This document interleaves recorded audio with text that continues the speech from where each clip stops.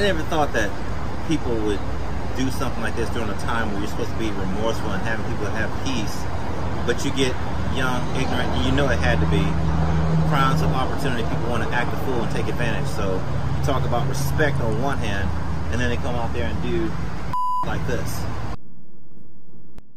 We haven't talked a lot about it on the show, but that whole Tyre Nichols thing was just ugly. And Memphis has been ugly for a while, and now apparently it's even uglier.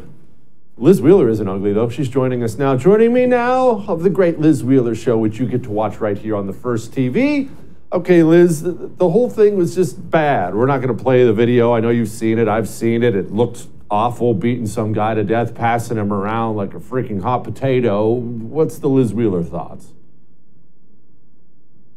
Yeah, I mean, there's no doubt that the video is horrendous. I mean, I did watch it, actually, because I wanted to know what it is of what happened. I don't believe the political narrative, so I watched it start to finish. It's horrendous. There's no justification for what happened. But here's the thing, Jesse, when you zoom out on the political reaction of the thing, the political reaction doesn't match the crime that was committed. Because all these protesters that are blocking highways and bridges, they're breaking into GameStops and stealing, looting Xboxes. I'm not sure how that pursues justice for Tyre Nichols or his family. But they forget when they're calling for accountability that there is accountability that's happening. The system actually is working. The police officers were fired. They lost their jobs. They were charged with murder. They probably, based on the video evidence that I've seen, at least at this point, unless there's some kind of crazy exonerating evidence, which I can't imagine what it would be, they're going to get convicted of murder. They're going to spend the rest of their lives in prison. This wasn't department policy. It's not legal. What happens in our nation when someone commits a crime is they're held accountable by the law. That is what's happening. That means the system's working, which should make us stop and think, well, wait a second. If you're calling for accountability and you're demanding institutional change here, but your reaction is to steal some video games and pretend that that's justice, while justice is actually being served, no, nobody can bring back Tyre Nichols, and that's tragic, but the people who perpetuated this crime are being held accountable under the law, then what exactly are you calling for? What do you mean by accountability? And the answer to that is they're calling for the abolition of police. They don't want police to exist. They don't want law enforcement. They don't want us to be a nation of laws. They don't want us to be a free nation. They want to use this to spark a race war so that they can usher in Marxism. Speaking of race, I'm glad you just brought that up, Liz. Here's New York City Mayor Eric Adams. Let me ask you, the Chief C.J. Davis, in my interview with her, she said that all the officers being black, it takes race off the table. Do you agree with that?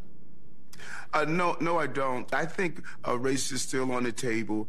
When a culture of policing historically has treated those from different groups differently, even when the individuals are from that same group, that culture can still exist. And we have to zero in on it, being honest about it, and making sure that we properly train police for the realities of the cities that they are policing in.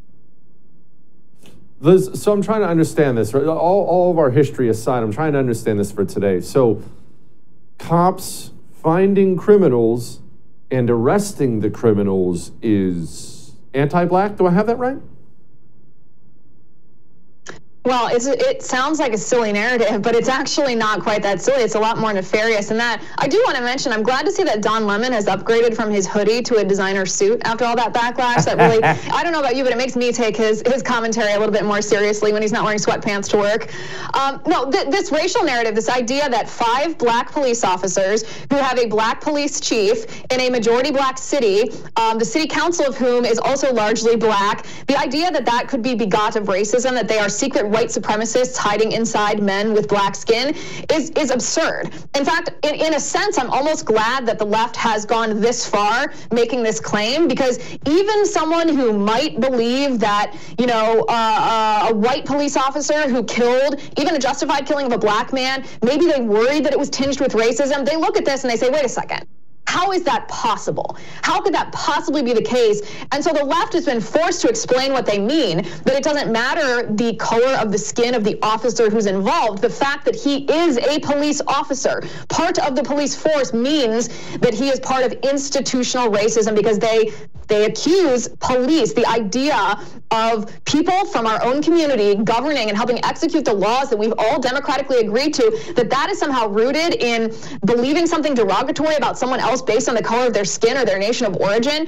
It's bananas, but it's also, this is critical race theory. This is exactly why Florida Governor Ron DeSantis banned that so-called African American studies course from schools in Florida, because of course it's not history, it is critical race theory. It is this poisonous Marxist ideology that proposes that white people are inherently racist and black people are inherently oppressed, and they're doing this, they're pitting people against each other in order to create black people into the vanguard for a Marxist revolution, that Karl Marx's original vision of the workers revolting against the ruling class. Because that never happened, they need to restructure it, not economically, but culturally, and they've chosen race as the weapon to do it. So in the end, this is just about the same thing communism has always been about. In the end, this is just about burning America to ash. There's no lofty race goal here. Is that what you're telling me, Liz?